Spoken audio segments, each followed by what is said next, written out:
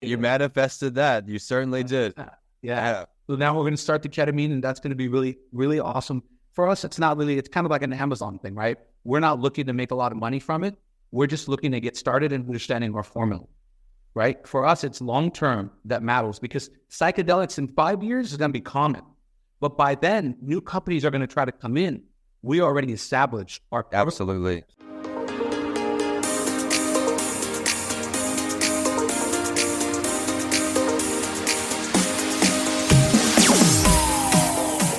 I am excited for this show. It's always fun finding people in the mental health space that are also entrepreneurs doing big things on their own. I had the great conversation to start our relationship with Mark roughly a year ago on a mental health break. I learned all about his personal journey, what led him to start his company, and now I've learned he's expanded. We had to bring him on the show. So Mark, thank you so much for joining That Entrepreneur Show. Hey man, thanks so much for having me. Happy to be here. I'm excited to have you. As I mentioned, he has experience in the mental health space. If that topic does interest you, scroll down the episode description, take a listen to his testimonial on a mental health break. It was very, very impactful and also inspiring at the same time, as you'll learn from today on his entrepreneurial journey. Mark, if they missed that first show, introduce us to who you are and then dive into this business that you have. Yeah, sure. So my name is Mark Rizkallah. Obviously, the first show we did on mental health was kind of talking about, the mental health, the struggle that's been going on, kind of the sad ramp up of mental illness, especially since COVID. And I think it's not necessarily that more people are experiencing mental illness. I think now people are talking about it. I think it was always there, but it was this stigma, it was in the background. So we're able to talk about at the time psychedelics and kind of that stuff that's coming, that's going to help hopefully change this space and give us more tools to help people. And then obviously that part of the reason why we were chatting was because we're in that space and we're doing that. So obviously we have the outpatient here, which is servicing about 35 clients at a time. We have this outpatient plus a few transitional livings. And then we have 2 detox residentials that are 12 beds now, which have been open about a year and we already expanded. So that's been going really well. So we've been able to kind of recognize that for us, mental illness and substance use are the same things, right? Before they were different. Oh, I'm an addict and I have mental illness. But when you look at the backgrounds, all these people are struggling with mental illness, and the substance use is what they're using to help cope, right? I love that. Now, we know you're being humble. Behind the show, he doubled in size. He was at 6, now he's at 12. He doubled the operation. If anybody's listening on today that is looking to expand, whether it's in the same field or not, they're looking to double in size, what are some steps you had to take for your infrastructure to absorb that increase? Yeah, so I'm going to say the biggest thing, the most important thing is to not overthink, right? I think what most people do is they overthink a leap before they take it. And I find that my success as an entrepreneur has come by taking a leap and then adjusting, right, after the foul. Because if you think about every outcome, which is impossible, you sometimes get this crippling fear. And I want to tell you, I'll give you a little story, right? So we get past our first year with the outpatient, things are going good. We go, you know what, let's reinvest our profits into this detox that came up for sale at the time. And it was too expensive. I think they wanted $500,000 for it, which is ludicrous, but it hasn't operated yet. They just got a license, right? So we negotiate and we say, okay, look, how about we do 150 and I will give you guys 10% for 12 months. If that ends up being 500 grand, you get 500 grand. Well, that was kind of my sneaky move because I knew that in the next 3 months, they'd get tired of not getting any money because it's going to take us 6 months to make any real money. And they would come back and say, well, look, just buy us out. What's the number? And that's what ended up happening. At the time we got the detox, we went into an audit with the insurance company. Now, the insurance companies in our space are very difficult, and they won't find any reason to put you into an audit because then that slows down your money. So it was at the time, it looked like it was the wrong move. Oh, you got pulled into an audit, you're going to be short on money, and you expanded to a detox. The best part about that was that the detox ended up helping this side that was in the audit, the outpatient. Okay. Because the revenue that was coming from there floated this, you see? So had I not taken the leap, we wouldn't have, this place where it struggled during that audit.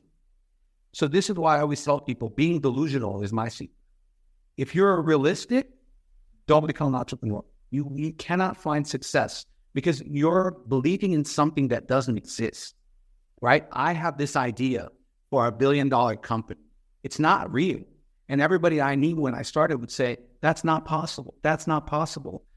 Today, people are saying, oh, dude, I can't wait. I have this vision of you doing this and you doing that. And I told my wife, I told her, you see, now my vision is in other people's brains and they're manifesting it for me.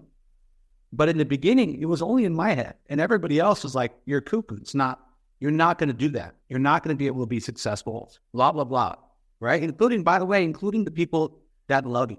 And it's no rag on them. My wife was one of those people. She's realistic, right? And she's scared. There's no security with entrepreneurship. But I would say, look, be delusional. Be delusional enough to believe in yourself, to follow a passion that you love, and start something. I mean, even if it's tiny, even if you fail. I mean, I failed multiple times with so many things. And it's just like, okay, well, every failure plants a seed for something in the future. Now, it's a seed because you don't see it.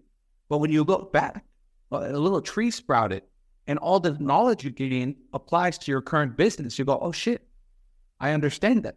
You get what I'm saying? The power of lessons learned is incredible. Embracing all of that. Thank you so much for that incredible advice. I can't wait to see how big it gets now. Are we focusing on expanding what you have in place, or is there something else you're working on right now? So the goal for us is to expand. And I imagine my company with 3 arms, right? One arm is in the private sector with private insurance.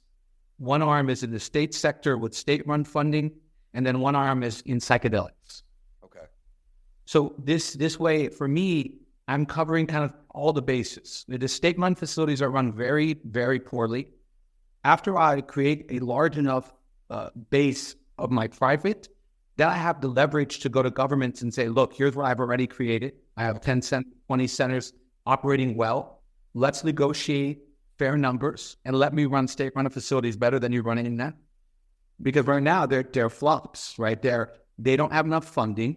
The people on them want to make as much money as possible, so they're absorbing a lot of the funding. Right. That makes sense. Selfishly. People are not getting help, right? So, and then of course the psychedelic arm is a passion of mine, and we're starting actually now. We just got all our approvals. We're starting ketamine. So in the next week, we'll be taking our first ketamine patients. So since we talked, I put my money where my mouth is. It took me a year, but we started. You did it. Yeah, you manifested that. You certainly did. Yeah. So now we're going to start the ketamine, and that's going to be really, really awesome. For us, it's kind of like an Amazon thing, right? We're not looking to make a lot of money from it. We're just looking to get started and understanding our formula. Right? For us, it's long-term that matters, because psychedelics in 5 years is going to be common. But by then, new companies are going to try to come in. We already established our Absolutely established. So if you started 3 years ago, you fucked up. Excuse my language. You started too soon. Nobody's ready to adopt this thing, right? And that's why you look at, I think it's Field Trip, which was one of the largest ones. We just went to look at their office space for potentially taking it over because they closed. And they buried something like $600 million. They were too soon to market. The world wasn't ready yet. Right. But in 5 years from now, the world will be ready. Ketamine today is becoming more popular. MDMA and psilocybin are going to take time, but in the next 3 years, we'll see those will become more popular. By then, we'll establish our protocols and we'll be ready to roll out officially and help people. I love the big vision you have. I love that the first time we spoke, and I can't wait to see you being a pioneer in these fields. That's great advice right there, getting in at the right time or even earlier. Great example of that. What states are you licensed in? I know you mentioned you have a few facilities. For our listeners right now, where can they be served? So right now, California is where we're at. Okay. We have not planted roots in other states yet. Other states have laws that don't allow for, I'll give you an example. So if you use center in, let's say right now in Nevada, the insurance company has a policy where they send the payment to the patient. Now imagine this. I want you to think about this. You're a heroin addict, right? You just received a check in the mail in your name for $30,000. Now you're supposed to sign that over to the facility. You're a heroin addict. You just got $30K. You're throwing a party, right? Big party. So this is the issue that's slowing us down in some states. We wait for legislation to catch up. In California, and I think in Florida, and Nevada's got it on the ballot now, but the idea here is that if you have a substance use diagnosis, the check doesn't go to you. It goes to the center. Imagine that. Ironically, for mental health, the check still could go to the patient, which is It defeats the purpose. But see, this is the insurance company's plan. Their plan is to slow you down as much as possible. Well, contrary to what people believe, they do not want centers like us around. They do not want to pay for clients because they go, hey, these clients are going in and out of these centers, in and out of these centers. And it's like, you guys are covering a short stint and you want 10 years of trauma to be fixed in 2 months. And then you're surprised when they're relapsing. I mean, it's fucking impossible. Even relapsing where you give someone $30,000 and they clearly haven't been able to prove a stable financial matter. There's a lot of broken parts in the systems that are outdated, and not just this area, in every area we're seeing it, especially after COVID. The world just changed and progressed so much further. Are you able to serve virtual patients? I wanted to ask that. So we cannot, technically the way that therapy works, if you serve virtually in another state, your therapist has to be licensed in that state. Okay. What we found with virtual, humans don't succeed with virtual. Now, if you're a soccer mom and you need to have some therapy once in a while and it's mild stuff, little anxiety, sure, no problem. But we're talking real serious depression, real anxiety, real very serious substance use issues. Isolation is no good. Mm-hmm. Half of the healing that happens in the center happens between the therapy sessions and the group sessions because they're interacting with me, with other people. Hey, what's going on? How's your day? How's things going? There's accountability. We're building a family. And family can help heal things. If you're isolated in your home, you're on virtual. Well, listen, I got 3 kids and a wife, and they leave the house. As much as I love peace, it's too awkwardly quiet, and I'm not used to it, and I almost feel like I'm going to lose my. So if you are already alone and you're struggling, I mean, it's dangerous. So we don't believe in a virtual model, and I don't think that the world. I mean, people are trying it hard and aggressive, but I don't think it's going to work in our space effectively. Because it's how do you make someone feel supported when they just get on the screen once a day? It makes no sense. I could see you in like legislation as a politician or something, leading the way for these causes right now. You're very firm in your words, and I really appreciate you bringing that passion to the show. You've explained so much today. Again, it's great to see your success as I've known you now, your growth.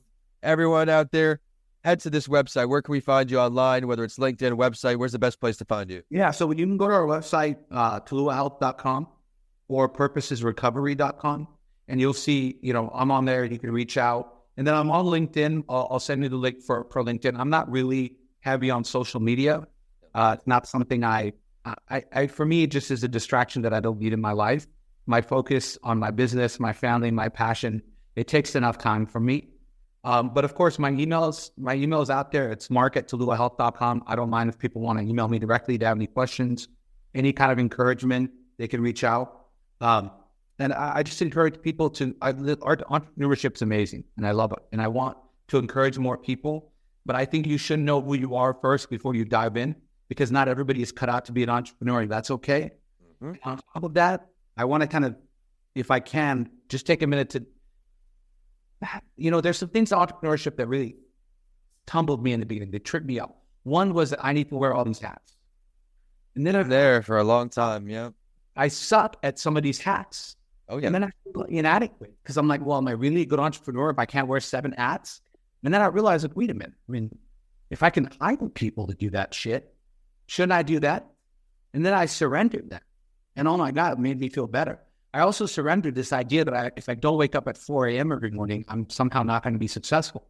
I mean, I wake up at 7:30, right? That's what part of the beauty of running a business is. I didn't have to be anywhere at any time, right? Now, maybe if I had a business that involved China, sure, I might wake up at 3 a.m. But this idea that if you're not waking up at 4 a.m., grinding every day, every minute, it's like you're kind of working. I mean, I can't imagine a business has that much to do every day, every minute. I feel like you're just going to work yourself to the bone. I understood why Kobe woke up at 4 a.m. His business involved his physical practice. So for him to have 3 practice sessions a day made him the best. Well, what the hell is a CEO of a company doing at 4 a.m. other than just checking his emails to make sure the company's not burning? But when you find those people have this mentality, you need to be up at 4 a.m. you're going to fail. You need to wear 10 hats you're going to fail. That's not true.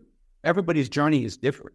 And part of why I want to be an entrepreneur so I can have more of my personal time to myself, as opposed to being a slave to a business, to a person, to whatever, right? And don't be discouraged if you can't do some of those things that, all these gurus say you need to do to be successful. The most important thing is seeing it here. Everything in the world exists because it was seen in the mind first.